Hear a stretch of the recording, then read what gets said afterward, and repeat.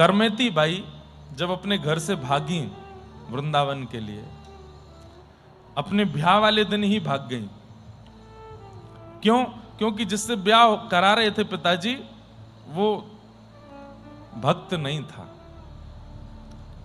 तो करमेती बाई जब भागी तो उनके पिताजी राजपुरोहित थे, तो राजा से जाकर के कहा मेरी बेटी भाग गई है, आप उसको ढूंढवाओ। तो राजा ने पूरी सेना लगा दी और सेना ढूंढते ढूंढते ढूंढते जब करमेती बाई के समीप पहुंचने लगी, जहां करमेती बाई थी, मन में विचार करी क्या करूं। रेगिस्तान राजस्थान का दौड़ रही थी, तभी देखा 10-15 दिन पुराना मरा हुआ ऊंट पड़ा है और इतनी दुर्गंध आ रही है वहां से कि निकलना भारी पड़ रहा है। लोग बाग घूम करके जाना मंजूर करते हैं, उस रास्ते से नहीं निकल रहे हैं क्योंकि मरा हुआ ऊंट पड़ा है। करमेती बाई गई और जाकर के उस ऊंट के कंकाल में बैठ गई और 3 दिन तक बैठी रही। जहां एक क्षण खड़ा होना मुश्किल था, वहां करमेती बाई 3 दिन तक बैठी रही।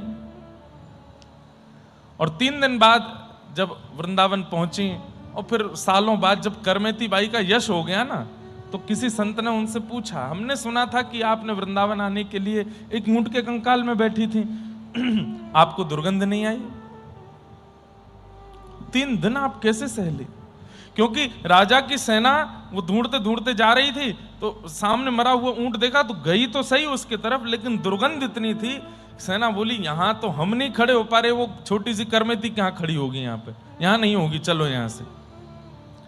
3 दिन बाद जब करमेती बाई वृंदावन आई, सालों बाद जब उनका यश हुआ, तो किसी ने उनसे पूछा, करमेती बाई का उत्तर कितना सुंदर है, आपको ऊंट के कंकाल से दुर्गंध नहीं आई? तब करमेती बाई कहती हैं, उस ऊंट के कंकाल की दुर्गंध इतनी ज्यादा प्रदूषित या इतनी ज्यादा कष्टप्रद नहीं थी जितनी दुर्गंध संसार के विषयों की है। जब तक संसार के विषयों की दुर्गंध तुमको नहीं आ रही है, तब तक ठाकुर जी नहीं मिलेंगे। संसार के विषयों की दुर्गंध पता है?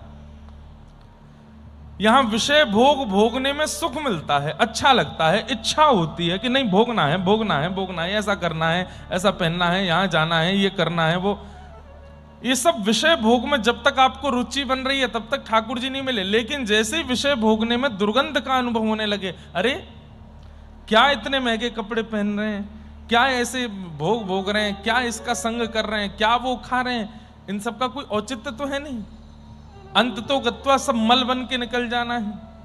ये विषयों की दुर्गंध जब आ जाती है ना, तो मरे हुए ऊंट और ये सब इनकी दुर्गंध इतनी भारी नहीं लगती। अगर आपको लग रहा है कि मरे हुए ऊंट की दुर्गंध बहुत भारी थी, तो महात्मा जी आए थे करमेती बाई के, करमेती बाई कहती है ऐसा तो नहीं कहीं विषय की दुर्गंध अभी भी आपको नहीं आई है, तभी आपको ऊंट की दुर्गंध लग रही है? अरे मेरे लिए तो वो मरा हुआ ऊंट एक मानव से ज्यादा श्रेष्ठ है। बोले क्यों? कोई मानव अगर मैं किसी के पास जाती और कहती कि मुझे मेरी रक्षा करो, तो राजा के डर से वो भी मुझे हवाले कर देते, लेकिन मरे हुए ऊंट ने 3 दिन आश्रय दिया और उस 3 दिन मरे हुए ऊंट की दुर्गंध में रहने का ये फल मिला कि मुझे आवास मिल गया वृंदावन में। अब मैं सदा के लिए वृंदावन आ गई। उद्देश्य क्या है आपका? उस उद्देश्य से जो गति है ना, उस गति में सुख दुख का अनुभव नहीं होता। उद्देश्य क्या है? अभी आपका उद्देश्य हो जाए मुझे गोरा रहना है, मेरे जो हैं चेहरे पर बढ़िया नूर छलके, मैं गोरा गोरा दिखूं, तो फिर गोदावरी जी में जाओगे ना तो जल में यहाँ तो नहीं नहा रहा, मैं तो यही पानी तो आ रहा है, बाथरूम में वही नहा लेते हैं। काले हो जाएंगे महाराज हम, कैसे नहावें? उद्देश्य त्वचा का संरक्षण है। परम पावनी श्री गोदावरी जी के स्नान से जो पाप धुल रहे हैं वो उद्देश्य नहीं है, इसलिए गोदावरी जी का जल उचित नहीं लग रहा है। उद्देश्य से सुख और दुख का आकलन होता है। अब इस पर गहन चिंतन करके देखिएगा तो आपको क्या अनुभव होगा? संसार में कोई दुख है ही नहीं, कोई सुख है ही नहीं, मेरे उद्देश्य से दुख और सुख का निर्माण हो जाता है। इसलिए उद्देश्य क्या है? आज जिनका हम चरित्र सुनने के लिए बैठे हैं, उन्होंने एक पद में गाया,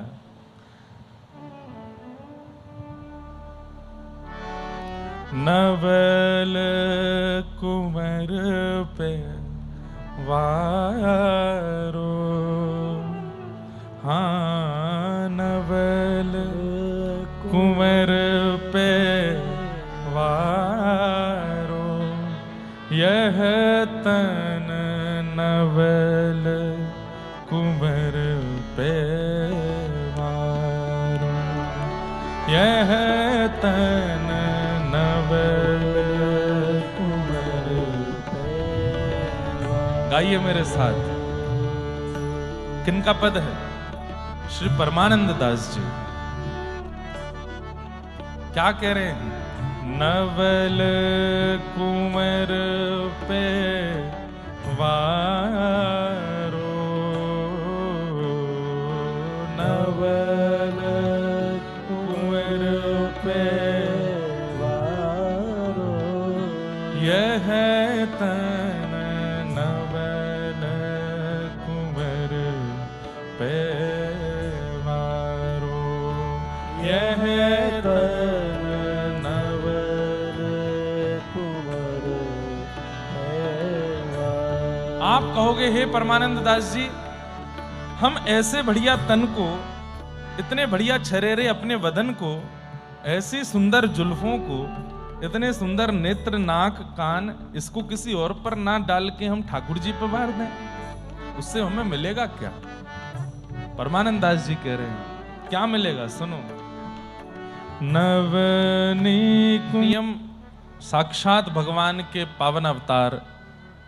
अरे कहां तक कहें? एक प्रकार से अगर कह दूं तो भगवान श्री कृष्ण के कुल गुरु हैं श्री दत्तात्रेय भगवान।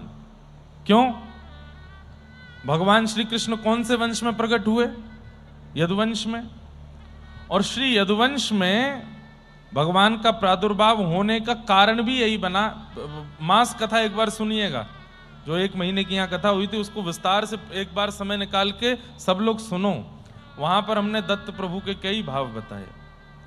उसमें यह बात स्पष्ट आती है कि यदु महाराज एक बार बड़े परेशान हुए, तब प्रहलाद जी महाराज ने उनसे कहा कि चलिए हम आपको अपने गुरुदेव के पास ले चलते हैं। और श्री प्रहलाद जी महाराज यदु महाराज को लेकर दत्त भगवान के पास गए। अब भागवत जी में तो वर्णन है, कावेरी जी के तट पर गए, एक पर्वत के ऊपर विराजमान थे, भस्म लगी है, रेत अपने ऊपर डाल रखी थी, दिगंबर, मतलब जो वस्त्र नहीं पहनते, आकाश ही जिनके वस्त्र हैं, वो दिगंबर। ऐसे अवधूत श्री दत्तात्रेय भगवान से यदु महाराज का मिलन हुआ। और तब आपकी चर्चाएं हुई 24 गुरुओं के बारे में, आदि आदि सब चर्चाओं से यदु महाराज को ऐसा अद्भुत ज्ञान प्रदान किया कि यदु महाराज अत्यंत आनंदित हो गए।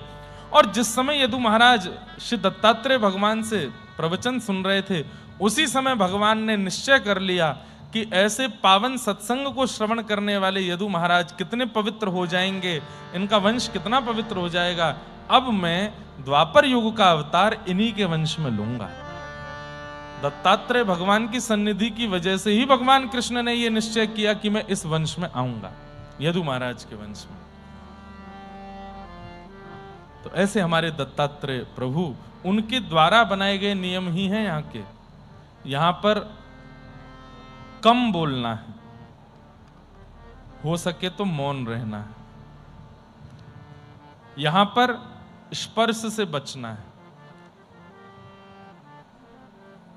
काया हरि के काम न आई। हमारी काया ठाकुर जी के काम तो नहीं आ पाई। क्यों? उच्छिष्ट हो गई है, झूठी हो गई है। गोदावरी जी में स्नान क्यों किया जाता है? कि ये काया पवित्र हो जाए। इस भूमि पर ठाकुर जी भ्रमण करते रहते हैं, कहीं उनकी इच्छा हो गई मेरे स्पर्श करने की तो वो मेरा स्पर्श कर सकें, इसलिए मैं अपरस में रहूं, कोई और मुझे छुए ना, मैं गोदावरी स्नान करके परम पवित्र रहूं, ताकि अगर ठाकुर जी कहीं प्रकट हो गए, क्योंकि इस भूमि में ठाकुर जी भ्रमण करते रहते हैं, रमण करते रहते हैं, कहीं मेरी भावना से प्रसन्न होकर के ठाकुर जी मेरे पास आना चाहें, मेरा स्पर्श करना चाहें, तो कहीं मैं स्पर्श युक्त नहीं हूं, योग्य नहीं हूं, इस कारण से कहीं ठाकुर जी सन्मुख आके मेरा स्पर्श छोड़ ना दें, इसलिए स्पर्श किसी और को मत करने दो। पर इसका मतलब ये नहीं कि इन नियमों में इतने ज्यादा वो हो जाओ कि महाराज लात घूसा तक बात आ जाए, तेने छुआ कैसे। सबसे बड़ी बात है, स्पर्श का नियम ना कर पाओ ठीक है, मौन का नियम ना कर पाओ ठीक है, दीनता और सरलता का नियम जरूर रखिएगा। यहां पर मुख पर प्रसन्नता रहनी चाहिए और दीनता, दैन नीचे झुक करके चलो, सब श्रेष्ठ हैं, इस भाव से रहो। ये दो चीजों से मौन और स्पर्श का क्रम अपने आप बन जाएगा। दीन धन्य लाओ। तो जो लोग नए आए हैं, सब लोगों से हमारी प्रार्थना, नियमों का पालन कीजिएगा, प्रयास कीजिए कि त्रिकाल स्नान हो, त्रिकाल नहीं तो 2 काल हो, नहीं तो 1 बार तो करना ही है। और सुबह के स्नान का क्रम है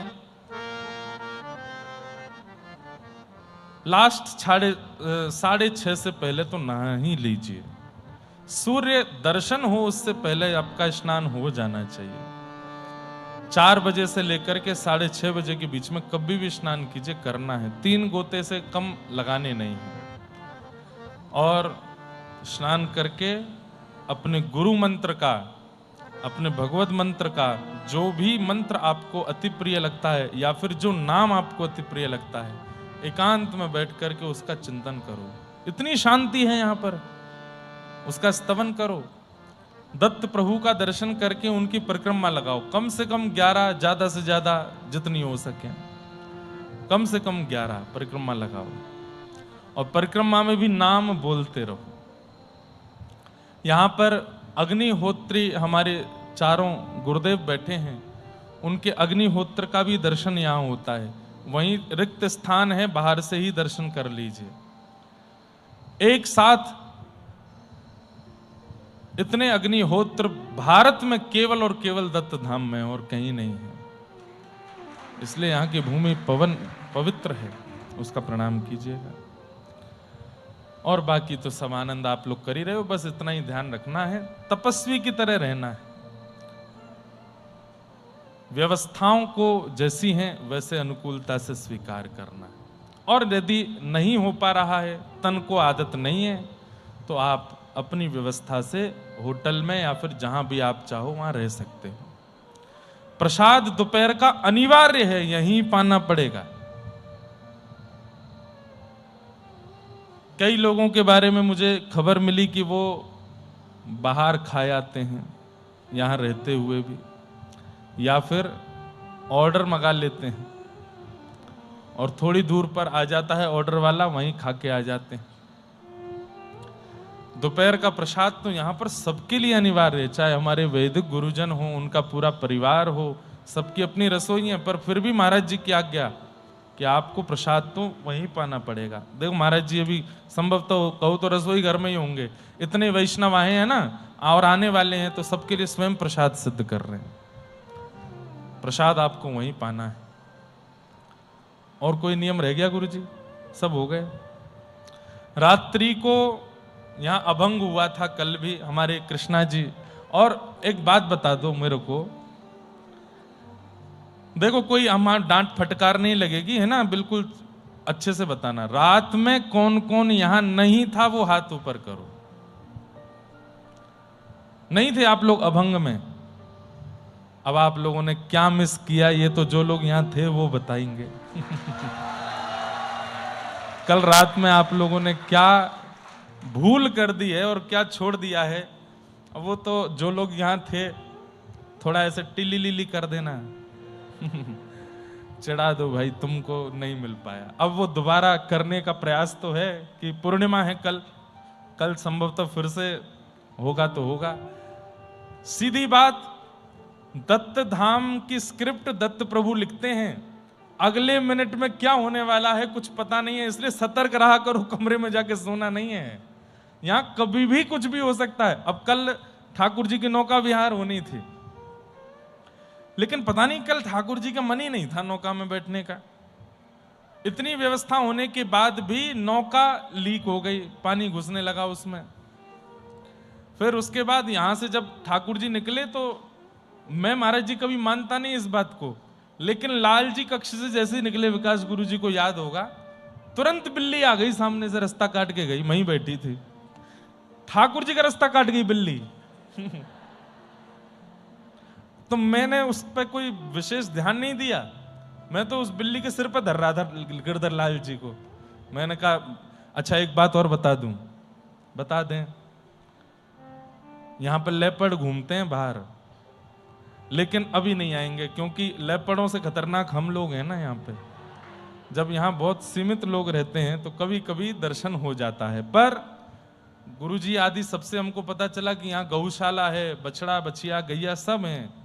आके बैठ के चला गया, किसी को हानि नहीं करके गया, दत्त प्रभु की कृपा है। तो जंगल ही है। तो कल हमने कहा कि भाई ठाकुर जी, लाल जी लेपर्ड तो दिखा नहीं, पर लेपर्ड की जाति की सबसे छोटी एक बिल्ली दिख गई है, इसी की सवारी कर लो। तो हमें लगता है इस बात से कहीं चिढ़ नहीं गए वो। मैं क्योंकि बिल्ली के ऊपर बैठाने लगा था उनको एक बार, तो बैठाता तो नहीं, तो हो सकता है इससे उनको यूं लग गई हम तो बिल्ली पे बैठे वाले लग रहे हैं। कहाँ गरुण आसन हमारा, गरुण पर बैठने वाले तू बिल्ली पे बैठा रहा है। ले चल, नौका विहार ही नहीं करूंगा आज। नीचे आके नौका लीकेज हो गई। अब कारण तो कुछ और भी रहा होगा। 1-1.5 घंटा ठाकुर जी वेट करते रहे, नौका नहीं आई। माइक चला तो उसमें करंट आ गया, कोई चिपका नहीं पर करंट आ गया। बोले कीर्तन भी नहीं करने दूंगा। ठाकुर जी कल मतलब अलग ही मूड में थे, ना नौका में बैठूंगा ना किसी को गान बजान दूंगा। फिर हमने भैया बड़े हाथ पांव जोड़े, लाल जी बढ़िया आपका जो है 56 भोग लगवाते हैं एक दिन, बढ़िया प्रसादी महाराज जी के हाथ से आपको थोड़ी सी कुछ मिष्ठान पवा दूंगा और कुछ बढ़िया आप जो कहेंगे वो सेवा कर देंगे। और बस भोजन की प्रलोभन में तो लाल जी बिक जाते हैं। ठीक है, सोई राजी हो गए। इतने में वो नेक्स्ट सी गोल गोल वाली नौका आई और फिर जो ठीक है इतने लोग इकट्ठे हो गए तो थोड़ा आनंद तो होना था। फिर आनंद हुआ, थोड़ी देर ऊधम हुआ, स्नान हुआ। संभवतः आज नौका विहार होगी क्या, आज बनेगा क्रम? हाँ, तो आज संभवतः नौका विहार शाम को होगा, सब लोग उपस्थित होइएगा। तो ये दत्त धाम के नियम हैं, इनका सब क्रम पालन कीजिएगा। जितने भी रामानुज दास और रामानुज दासी आए हैं और जो आने वाले हैं उनको बता देना, कल सुबह 4 बजे तक आप लोग स्नान ध्यान करके तिलक स्वरूप धारण करके पीछे एक और पंडाल है इधर की तरफ जो भक्त निवास है, वहां सब लोग बैठेंगे। और ऐसे नहीं बैठेंगे, बहुत शिष्टाचार का ध्यान। पहले जो आएगा वो पहले बैठेगा, बाद में जो आए वो पीछे बैठेगा। माताएं बहनें एक तरफ बैठेंगी, भाई लोग एक तरफ बैठेंगे, तिलक स्वरूप धारण करके बैठेंगे। दीक्षा वाले अलग बैठेंगे जिनकी दीक्षा होनी है। शार्प 5:15 बजे हम वहां पहुंच जाएंगे। ये दत्त धाम है, ये और जगह नहीं है कि हम 5 बजे बोल के 6 बजे आवे ना। 5:15 बजे आ ही जाऊंगा मैं। 5:15 से 6:30 बजे तक दीक्षा का क्रम होगा। इतनी देर बाकी के लोग बैठ करके गुरु मंत्र करेंगे। दीक्षा पूर्ण होने के बाद फिर एक उपदेश होगा, थोड़ी देर चर्चा होगी, कुछ विशेष नियमों का पालन और कुछ विशेष वार्ताएं आप लोगों से की जाएंगी। जो लोग दीक्षित नहीं हैं और इस परंपरा में नहीं हैं, उनका वहां बैठने का कोई फायदा नहीं होगा, इसलिए वो बैठे ना और प्रयास करें कि वो अपने नियम साधन में लगे रहें और वहां केवल वही विराजें जो रामानुज परंपरा से हैं। उनसे थोड़ी चर्चा होगी सिद्धांत को लेकर के। तत्पश्चात फिर थोड़ी देर का एक सेशन क्वेश्चन आंसर का रखा जाएगा, जिनके केवल दीक्षा संबंधी और परंपरा संबंधी और सेवा संबंधी अपनी परंपरा के अनुसार जो जो प्रश्न होंगे वो प्रश्न किए जाएंगे, उनका उत्तर होगा। उसके बाद लाल जी का दर्शन, संभवतः पालकी में लाल जी वहीं पधारेंगे और लाल जी का वहीं सबको दर्शन होगा। एक एक करके लाइन बना करके सब लोग दर्शन करते हुए जाएंगे, प्रणाम करते हुए। तत्पश्चात फिर गोदावरी स्नान 11 साढ़े 11 बजे सब लोग कर लीजिएगा। 12:30-1 बजे तक प्रसादी होगी। कल पूर्णिमा है, दत्त प्रभु का बहुत विशेष उत्सव होता है। कल पालकी में श्री दत्त भगवान जो सन्मुख बैठ के कथा श्रवण कर रहे हैं, आप पालकी में विराज करके यहाँ नृत्य उत्सव करते हुए गोदावरी स्नान के लिए जाते हैं।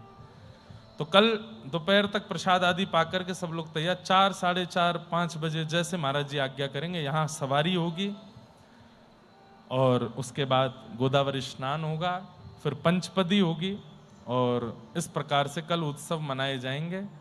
इन सब का ध्यान, 3 दिन का सत्र रहेगा।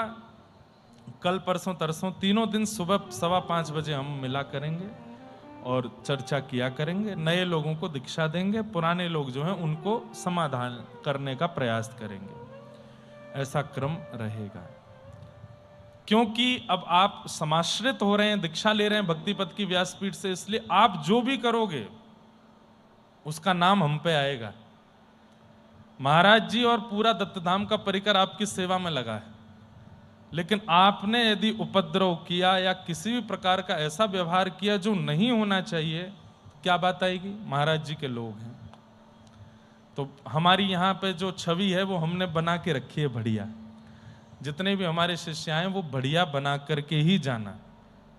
कहीं पर पीछे हटना पड़े तो हट जाइएगा, लेकिन उपद्रव नहीं। और केवल यहाँ नहीं, आप कहीं भी उपद्रव नहीं करेंगे। आप कहीं भी उपद्रव करेंगे तो हमारी जितनी माला हम रोज करते हैं उसमें कटौती होगी आपके कारण। इसलिए आपके कारण हमारा घाटा ना हो, इसलिए इसका ध्यान रखिएगा। बहुत आनंद के साथ यहाँ पर खूब सुख लीजिएगा, खूब आनंद कीजिएगा। बहुत अद्भुत स्थान है, इस स्थान का सुख लीजिए। हमने बहुत कुछ पाया है यहाँ पर, इसीलिए हमने आप सबको यहीं बुलाया। नहीं तो पहले गुरु शिष्य उत्सव जगन्नाथपुरी में होना निश्चित हुआ था। अब भी 1,500-2 हजार वैष्णव वहीं पहुंच रहे हैं क्योंकि उनकी टिकट हो चुकी है। लेकिन जो यहां आ गए हैं, आप ये सोच लीजिए, ये समझ लीजिए, इस बात को विश्वास रूप से मान लीजिए, हमें जो स्थान से प्राप्त हुआ वो आपको भी मिले, इसलिए हमने आपको यहां बुलाया है। उसके लिए बहुत ध्यानपूर्वक निष्ठा से रहिएगा। इच्छा केवल एक है कि नंद नंदन हम सो राजी रहें, उसी के लिए हम लोग उपस्थित हुए हैं, तो उसी भाव में रहेंगे। आज नृसिंह भगवान का प्रादुर्भाव दिवस है। एक बार सब लोग नेत्र बंद करके नृसिंह भगवान को प्रणाम कर लो। कि सत्यम विधातुम निज भृत्य भाषितम व्याप्तिम च भूते स्वखिले सुचात्मन अदृश्यता तद्भुत रूप मद्वहम स्तंभे सभाया न मृगम न मानुषम।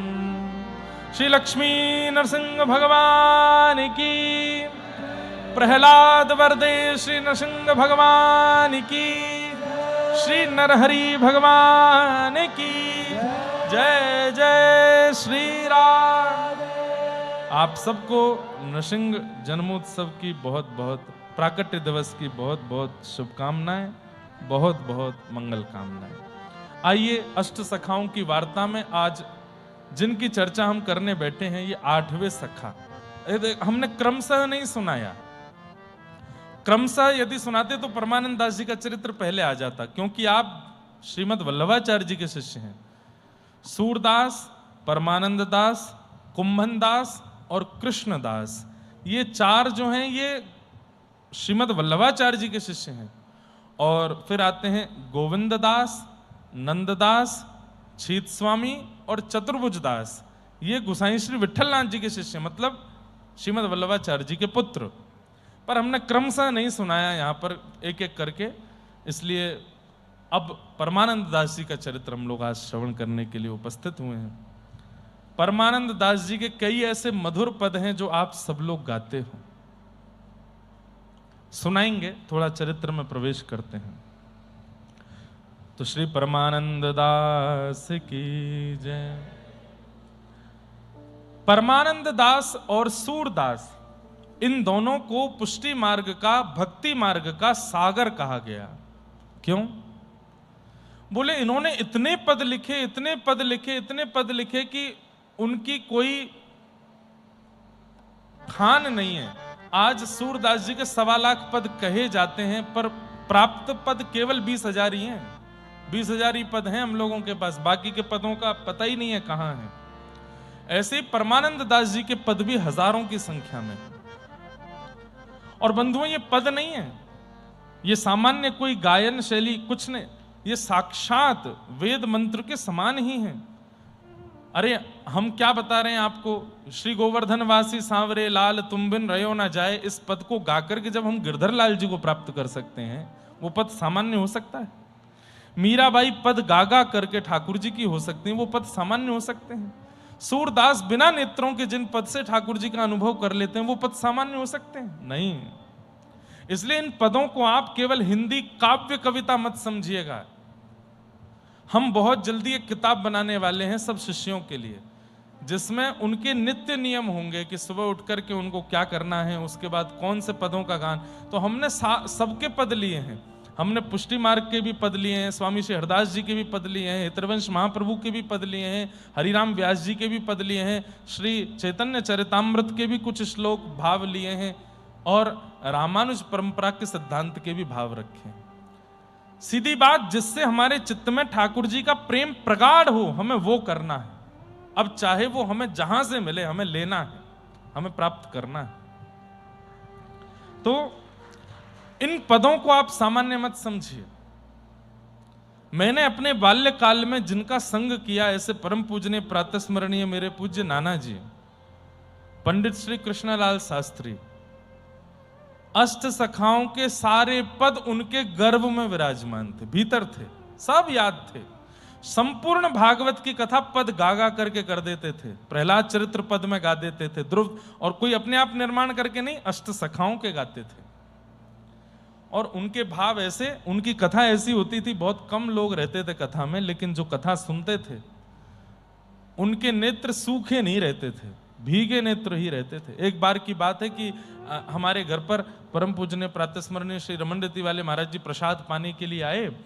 तो महाराज जी प्रसाद पा रहे थे, मैं बहुत छोटा था तब। तो नाना जी सन्मुख बैठ करके बोले, महाराज जी मैं कुछ पद सुनाऊं? तो बोले सुनाओ।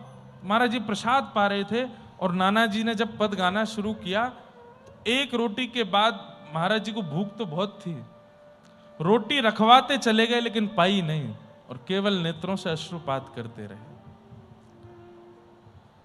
फिर वो बोले, पंडित जी आगे से हम कभी भी प्रसाद पाने बैठेंगे तो आप पद मत सुनाना, नहीं तो हम भूखे ही रह जाएंगे, क्योंकि आप ऐसे भाव लाते हो। बहुत अच्छा। तो उनकी कृपा से अष्ट सखाओं की वार्ता में जो मेरा प्रवेश हुआ, ये मेरे नाना जी की कृपा है। और महाराज जी एक बात और बताएं, हमारे दत्त धाम आने का एक कारण और है, ये पुरुषण की भूमि है। हमारे पूज्य दादाजी, पूज्य पिताजी महाराज के पिताजी, मेरे पूज्य दादाजी श्री राम शरण उपाध्याय, उन्होंने 3 गायत्री पुरुषण अपने जीवन काल में किए थे। बस किए यमुना जी के तट पर थे। महाराज जी एक दिन बैठे थे, तो महाराज जी ने देवी भागवत के अनुसार बताया कि 4 स्थान हैं जहां पर गायत्री पुरुषण होता है। उज्जैन, नासिक, मतलब उज्जैन में शिप्रा जी के तट पर, नासिक में गोदावरी जी के तट पर, और 2 स्थान और महाराज जी ने अंकित किए थे कि वहां गायत्री पुरुषण का विधान है। तो हमें लगा दत्त धाम हम आए क्यों? तब एक दिन घर पर बात हो रही थी, तो पिताजी महाराज, माताजी सबने बताया, बोले तुम्हारे दादाजी ने भी 3 गायत्री पुरुषण किए थे।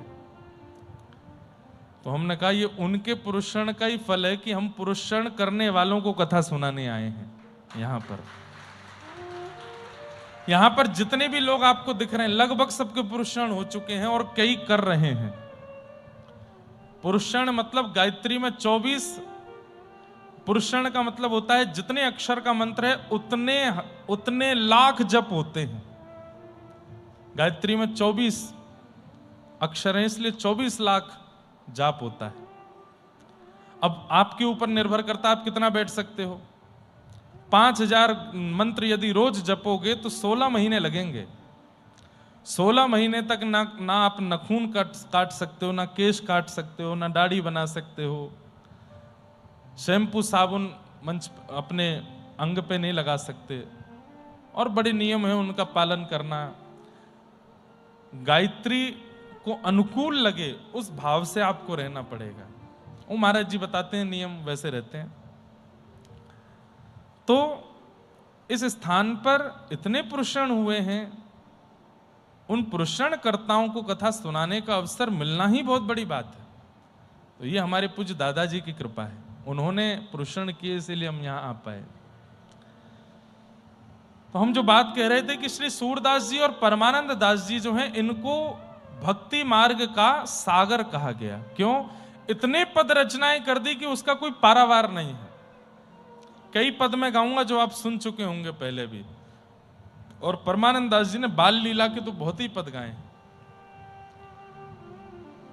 कन्नौज में आपका जन्म हुआ था, उत्तर प्रदेश में कन्नौज, जहां के इत्र बड़े प्रसिद्ध हैं, वहां श्री परमानंद दास जी का जन्म हुआ। एक परम पवित्र कुलीन ब्राह्मण परिवार में आपका जन्म हुआ। आपके पिताजी पुरोहित कर्म करते थे। कथा ऐसी आती है कि जिस दिन इनका जन्म हुआ, इनके पिताजी कहीं अनुष्ठान करने गए थे, तो यजमान ने सोने की अनंत मोहरें उनको दी थी। इतनी दक्षिणा दी कि उनको जीवन में कभी मिली नहीं थी। तो इतनी दक्षिणा पाकर के जब वो घर आए, उनको पता नहीं था कि घर में बालक ने जन्म ले लिया है। घर आकर के और सीधे महाराज बस यही बोलते आए, परमानंद हो गया, परमानंद हो गया, परमानंद हो गया। वो तो इसलिए कहते आए थे क्योंकि दक्षिणा इतनी मिली थी। घर के सब लोग बोले, हाँ परमानंद तो हुआ ही है, आपके घर लाला हुआ है। तब आप बड़े प्रसन्न हुए, बोले भैया ये जो है, ये तो हमें ऐसा लगता है लक्ष्मी जी का वरदान हमारे यहाँ आए, इनके आते ही इतनी लक्ष्मी आई है हमारे पास। तब इनके घर के लोगों ने कहा, तुमने आते ही कहा परमानंद हो गया, परमानंद, तो इस बालक का नाम परमानंद ही रख दो। तब आपने कहा एक बार कुंडली देख लेते हैं, और नक्षत्र आदि देख करके जब अक्षर निकला तो पाप ही अक्षर आया। तो उन्होंने कहा ये सब तो संयोग है, और नाम परमानंद रखा। दास तो ये बाद में हुए, पहले इनका नाम परमानंद स्वामी, परमानंद नाम हुआ। तो बाल्यकाल से ही आपके अंदर सुलक्षण दिखने लगे थे भगवत भाव के। आपके पूज्य पिताजी पुरोहित कर्म करते थे। एक समय की बात की, कन्नौज उत्तर प्रदेश संपूर्ण में भारी अकाल पड़ा, भूखमरी होने लगी, और उस अकाल के कारण ऐसी स्थिति हो गई कि राजा ने घोषणा कर दी, मुगल शासक राजा था, उसने घोषणा कर दी, बोले भैया राज कोष में इतना धन नहीं है कि हम गरीबों को दे सकें। तो बोले क्या करें? बोले नामी ग्रामी धनी मानी जितने, उनकी पूरी लिस्ट तैयार करके हमको दो, और उन लोगों से कहेंगे कि अपने घर का धन जो है ये गरीबों में बांटो। ध्यान से सुनिएगा। तो श्री परमानंद दास जी के जो पिताजी थे, उनका नाम भी पहुंच गया राजा के पास, और इन सबको राजा ने आदेश किया, बोले ये हम प्रार्थना नहीं कर रहे, आदेश है कि आप सब लोग आपके घर में जो धन है गरीबों में वितरण करवाओ, और जिस प्रकार का अकाल पड़ा है इसको नष्ट करने का प्रयास करो, और जो नहीं देगा उसके यहां सेना आकर के हठ पूर्वक संपूर्ण धन ले जाएगी। अपने आप दोगे तो थोड़ा देना पड़ेगा, 50% देना पड़ेगा, और अगर सेना आ गई तो 100% धन ले जाएगी घर से। परमानंद दास जी के पिताजी वो तो बड़े व्याकुल हो गए, बोले क्या बताएं, ये तो बहुत बुरा हो रहा है, जैसे तैसे तो हमारी कमाई होती पुरोहित कर्म से, और ऐसे चल रहा था, और ये क्या भीषण अकाल पड़ने से हम क्यों दें भैया, हमको क्यों देना। वो जैसे तैसे बचने का प्रयास कर रहे थे। एक दिन सैनिकों को पता चला तो पूरे घर का धन ले गए, धन ले गए, कुछ नहीं छोड़ा। जो धन प्राप्त होने पर परम आनंदित हुए थे, आज वो परम शोक में चले गए। इसलिए एक बात बोलूं बंधुओं, अपने आनंद का कारण ठाकुर जी के अलावा किसी और को बनाइएगा ही नहीं, क्योंकि संसार की हर वस्तु आने जाने वाली है। आने पर सुख देगी, जाने पर महाविषाद दे करके जाएगी। लेकिन ठाकुर जी एक बार आते हैं और फिर कभी नहीं जाते, इसलिए उनको ही आनंद कारण बनाना है, उन्हीं को ही आनंद स्वरूप बनाना है। ठाकुर जी का नाम एक बार आता है फिर कभी नहीं जाता, इसलिए उनके नाम को ही परमानंद बनाना है। और संसार की अगर किसी वस्तु को आपने आनंद का स्थान दे दिया तो आपका दुखी होना, क्षोभित होना, परेशान होना निश्चित है, निश्चित है। हम कथा करते हैं, ऐसा नहीं सब लोग प्रेम करते हैं, बहुत लोग हमारे पीछे भी पड़े रहते हैं, उल्टा सीधा बोलते रहते हैं, पर वो जिन कारणों से उल्टा सीधा बोलते हैं वो हमारा उद्देश्य है ही नहीं, हमारा कारण है ही नहीं, हमको दुखी करने का वो तरीका है ही नहीं। हम लाल जी को सर्वस्व मान चुके हैं, इसलिए बाकी सब चीजों पर प्रभाव नहीं पड़ता, असर नहीं होता ज्यादा। ठीक वैसे ही संसार की किसी वस्तु को अपने सुख दुख या आनंद का कारणभूत मत बना लिएगा, क्योंकि अगर वो गई तो महाविषाद दे के जाएगी। ठाकुर जी को बनाओ, वो कभी जाने वाले नहीं है, एक बार आते हैं फिर सदा रहते हैं साथ में। बड़ी बुरी स्थिति हो गई तो परमानंद दास जी थोड़े बड़े हो गए थे और आप गायन बहुत अच्छा करते थे, बहुत अच्छा गाते थे। तब आपके पिताजी ने एक दिन परमानंद दास जी से कहा, बेटा घर की स्थिति बहुत खराब होती जा रही है। बोले जी पिताजी देख तो रहा हूं मैं, क्या आज्ञा है आपकी? बोले बेटा मैं चाहता हूं कि तुम ना थोड़ा बाहर जाकर के लोक रंजन करने के लिए गाना शुरू कर दो। गांव में, बस्ती में, शहरों में नाटक होते हैं और भी कुछ होते हैं, उन सब में थोड़ा गायन, तुम्हारी आवाज अच्छी है, गायन करोगे थोड़ा बहुत पैसा आएगा, घर चलेगा हमारा।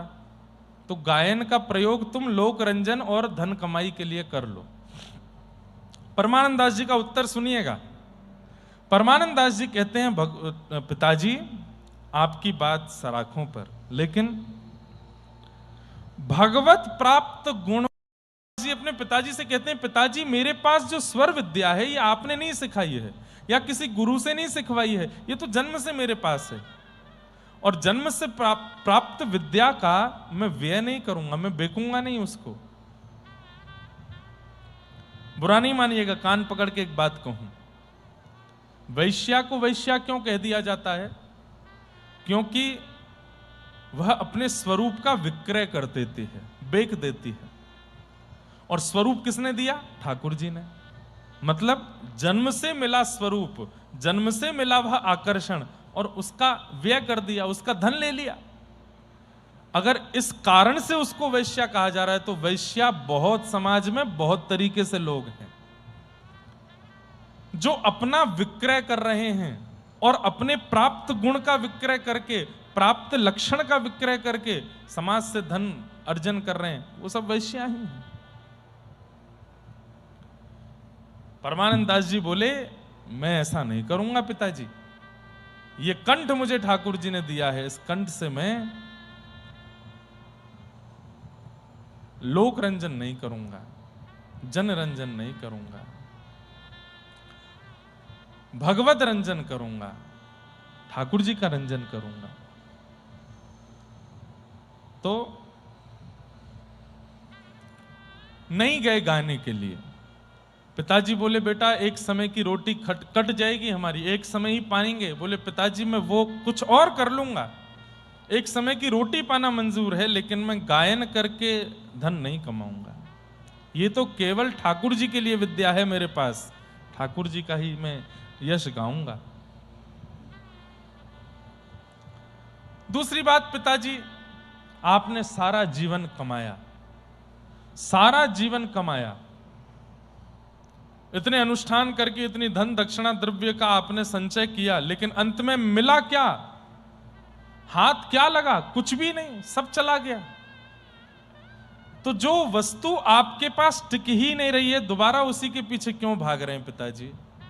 जीवन भर कमा करके भी नहीं रोक पाए तो फिर सब कुछ लूट जाने के बाद कुछ और विचार कर लीजिए, फिर से उसी मार्ग पर जाना है, कमाना है, अर्जन करना है, इकट्ठा करना है। लेकिन पिताजी को परमानंद दास जी की बात समझ नहीं आई। पिताजी बोले, एक काम कर, तू बैठा रहे घर में, मुझे तो घर चलाना है, मैं जाता हूं और तेरी मां को भी साथ ले जाऊंगा। कहने का अभिप्राय परमानंद दास जी को अकेले घर में छोड़ करके माता पिता चले गए, अकेले घर में रहते हैं। परमानंद दास व्यथित तो हुए, लेकिन फिर बाद में उन्होंने परिस्थिति को अवसर बना लिया।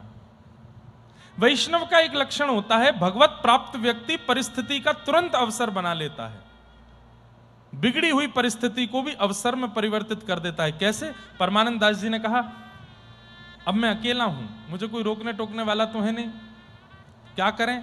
तो कन्नौज में निकलते कहीं कोई शहनाई बजाने वाला दिखता तो उसको बोलते, भाई जब तुमको कार्यक्रम मिल जाया करे तो चले जाया करना, और जब तक कार्यक्रम नहीं है क्या करोगे? बोले मेरे घर आ जाया करो और तुम बजाना, मैं साथ में कुछ पद गाऊंगा। सारंगी वाले को ले आए, एक मृदंग वाले को ले आए, सबको अपने घर में ला करके रखा। और परमानंद दास जी सुबह कुछ कार्य आदि कुछ करते थे, उससे थोड़ा बहुत धन मिलता था, घर वालों में बनाते थे प्रसादी, और घर में कौन था? सब गायन बजान करने वाले, और उनके साथ बैठ कर के आप पद गाते थे, सुंदर सुंदर पद गाते थे। के बाद उनके अंदर से भगवत भाव के पद प्रकट हुए। लेकिन सूरदास और परमानंद दास ये ऐसे सखा हुए, इनके अंदर बाल्यकाल से ही भक्ति के आते थे। लेकिन परमानंद दास जी विरह के पद ज्यादा गाते थे, व्याकुलता के, विरह के, रुदन के पद इनके ज्यादा थे। आगे सुनेंगे हम लोग। तो एक दिन की बात, आपके मन में इच्छा हुई कि माघ का महीना चल रहा है और प्रयागराज में माघ मेला होता है, तो कुछ दिन प्रयागराज में रहेंगे और वहीं त्रिवेणी संगम स्नान करेंगे और स्वर से त्रिवेणी को प्रसन्न करेंगे, यमुना, गंगा, सरस्वती तीनों को राग सुनाया करेंगे। तो आप प्रयागराज चले गए और वहां जाकर के आप रहने लगे। आपका गायन इतना मधुर था, इतना मधुर था कि जब जितने दिन आप कन्नौज में रहे, वहां भी इतनी संख्या में वैष्णव इकट्ठे होकर आपके गायन को सुनने आते थे। जब आप प्रयागराज गए माघ मेला में और वहां रहने लगे, तो 10-12 दिन के अंदर प्रयाग में भी आपकी ऐसी ख्याति हो गई कि लोग बाग आपको सुनने के लिए आते थे, और एक से भी 1 रुपया नहीं लेते थे, बस बैठ के सुनाते थे। यमुना जी के तट पर बैठ के लोग सुनकर के भाव विभोर होते थे परमानंद दास जी के सुंदर पदों को। तो त्रिवेणी संगम के इस तरफ प्रयागराज है और त्रिवेणी संगम के उस तरफ अरेल नामक एक जगह है। आप लोग जाएंगे तो वहां लिखा रहता अरेल, वहां पर श्रीमन वल्लभाचार्य महाप्रभु विराजते थे अरेल में। आपका निवास स्थान तो वैसे गोकुल और गोवर्धन ही विशेष रूप से था, लेकिन आप भ्रमण करते रहते थे पूरे भारत में प्रचार करने के लिए भक्ति का, तो मूलतः आपका आवागमन ज्यादातर अरेल से होता था प्रयागराज में। तो कई महाप्रभु जी के शिष्य भी इनको सुनने के लिए आते थे परमानंद दास जी को। उन्हीं में एक कपूर जलघरिया नामक एक सेवक थे श्रीमन वल्लभाचार्य महाप्रभु के। नवनीत प्रियालाल जी संग में ही रहते थे महाप्रभु जी के, जहां जहां जाते थे वहां संग में ही नवनीत प्रियालाल जी की सेवा होती थी, और श्रीनाथ जी गोवर्धन में विराजते थे। तो नवनीत प्रियालाल जी की जल की सेवा एक कपूर नामक थे, कपूर सिंह नामक उनका नाम था, उनको जल भरने की सेवा महाप्रभु जी ने दी। यमुना जी से रोज जल भर के लाना है, झारी जी का जल, स्नान का जल, भोजन प्रसादी का जल, सब कुछ उसी जल से ही होता। तो उनको सब जलघरिया बोलते थे। तो उनकी बड़ी इच्छा होती थी, क्योंकि लोग बाग शिष्यगण जाते थे वहां परमानंद दास जी को सुन के आते और आकर के यहाँ पे आपस में चर्चा करते, कितने सुंदर ठाकुर जी के मधुर पद, कितने सुंदर ठाकुर जी की झांकी का वर्णन करते हैं ना वो परमानंद दास जी।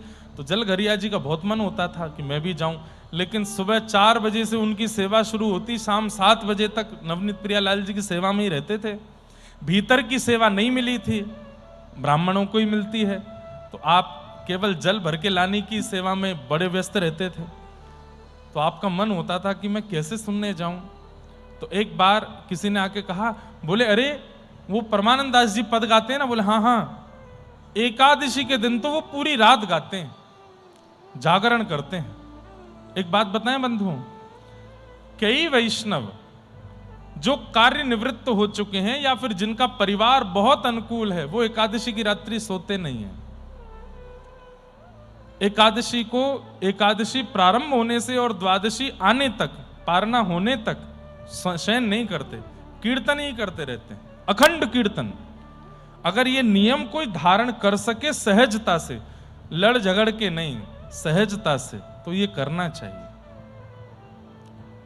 एकादशी प्रारंभ हो तब से कीर्तन घर में प्रारंभ हो और एकादशी विश्राम तक, द्वादशी लगे तब तक कीर्तन चलते ही रहे और कोई सोवे ना। जागरण भी करना हो तो करें, ठाकुर जी का मधुर कीर्तन हो। एकादशी का जो फल भगवत दर्शन है ना, वो 4 गुना ज्यादा हो जाएगा यदि संपूर्ण एकादशी के क्षण को भगवत दर्शन और भगवत स्मरण में लगा दिया जाए तो परमानंद दास जी का नियम था कि वो रात भर यमुना जी के तट पर बैठ के जागरण में कीर्तन गाते थे। जागरण वो वाला मत समझना आप जो होता है आजकल, वो नहीं। जागरण का मतलब होता है रात भर जगना, उसको जागरण ही बोलते हैं। तो इनको बोला, ये जो जलघरिया थे, कपूर जलघरिया, ये बोले ये बढ़िया है, अब मैं दिन भर सेवा करूं, रात में जाके परमानंद दास जी को सुन के आऊंगा। आप नाव से आए और आकर के यहाँ पल्ली पार प्रयागराज में वृक्ष के नीचे परमानंद दास जी बैठे थे, अनेक शिष्य आपके बैठे थे, और तभी जलघरिया जी आकर के बैठे। आपको जब पता चला कि श्रीमद वल्लभाचार्य जी के शिष्य हैं, नवनीत प्रियालाल जी की सेवा करते हैं, जलघरिया जी आए, तो आपने उनको बुला के आगे बिठवाया और वे सुन रहे थे। परमानंद दास जी नेत्र बंद करके कुछ गा रहे थे और गाते गाते गाते जैसे ही उनके नेत्र खुले तो क्या पाया कि जलघरिया जी की गोद में नन्हे से बालकृष्ण बैठे हैं, और बालकृष्ण बैठ करके कभी अपने पैर का अंगूठा पीते हैं, कभी हाथ का अंगूठा पीते हैं, कभी अपने बालों के घुंघराले केशों को ऐसे ऐसे घुमाते हैं। मतलब एक छोटे बालक की जैसी चेष्टाएं होती हैं, श्याम सुंदर वैसी चेष्टा कर रहे हैं। ये कैसे पता चला कि श्याम सुंदर हैं?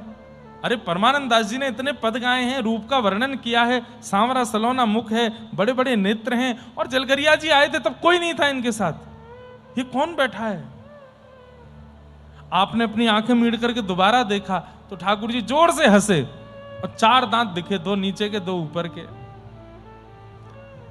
परमानंद दास जी आश्चर्यचकित हो गए, बोले मैं आज तक इतने कीर्तन करता आया, ऐसा अनुभव मुझे नहीं हुआ। आपने तुरंत कीर्तन विश्राम करके साष्टांग प्रणाम किया। कपूर जलघरिया जो, अरे नहीं नहीं नहीं, मैं इसका अधिकारी नहीं, आप क्या कर रहे हैं? बोले आपकी गोद में मैंने क्या देखा, मैं आपको क्या बताऊं। नन्हे से बालक, नन्हे से लाला आपकी गोद में मधुर किलोल कर रहे थे, मैंने दर्शन किया उनका।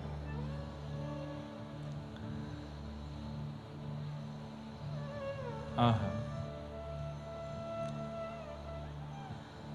तब आपने कहा, बोले कि ये तो एक तुच्छ से सेवक की स्थिति है। यदि आपने हमारे आचार्य चरण का दर्शन किया तो आपको क्या क्या दिखेगा ये तो आप ही जानो। आपके मन में प्रबल इच्छा हो गई कि अब मुझे श्रीमन वल्लभाचार्य जी का दर्शन करना है, और बस वो जागरण पूर्ण हुआ ही था और थोड़े थोड़े सूर्य उदय होने लगे और आप तुरंत यमुना पार करके अरेल पहुंचे।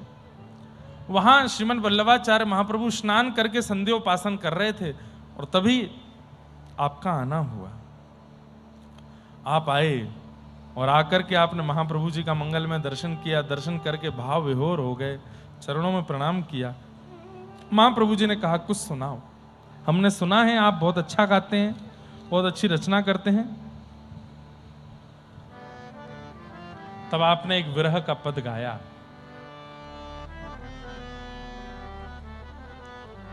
जिया की, थोड़े कठिन शब्द हैं पर मैं समझाऊंगा, बिना रिदम के गाऊंगा। जिया की साधी जिया ही रही रे।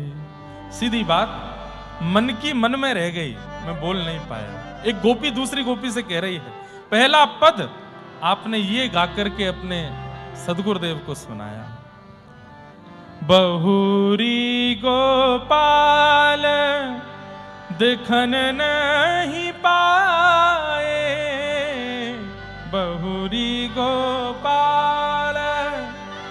देखन नहीं पाए, विलपित कुंज अहिरे रे रे, विलपित कुंज अहिरे अहिरे। मन की मन में रह गई। बोले क्यों? गोपी कह रही है कितने दिन हो गए नंद नंदन को देखा नहीं है। अरे मेरी स्थिति में कैसे वर्णन करूं। एक दिन सोजू सखी यह मारग, एक दिन सोजू सखी यह मारग। दूसरी गोपी कह रही अरे मेरी सुनो मेरी सुनो। बोले कहा? एक दिना यह रस्ताते में जाए रही, एक दिन या मार्गते में जाए रही। बोले काई को जा रही? बेचन जाती दही सखी रे, बेचन जात दही सखी। मैं दही बेचन के काजे या मार्गते जाए रही, एक दिना की बात। और तभी कहा भयो प्रीत के लिए दान मिस मोहन, प्रीत के लिए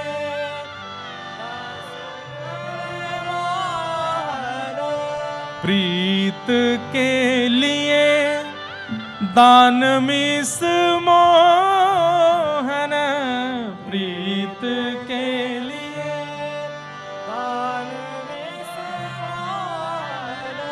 मेरी बाह गहीरी सखेरी, मेरी बाह गहीरी सखेरी। हमारो दान दे जारी, नहीं दधि बेच वेवारी। हाथ पकड़ लिया। बोले दान दे के जाओ। गोपी बोली क्यों दे के जा मैं? बोले जे मार्ग हमारे बाबा ने बनवायो है, हमारे नंद बाबा के द्वारा ये मार्ग बनो है, यहाँ पे चलवे को कर लगेगो। बोले कहा कर में देनो? बोले या तो मक्खन दो, दही दो, दूध दो, मुंह को दो। बिन देखे छिन जात कल्प भरी, बिन देखे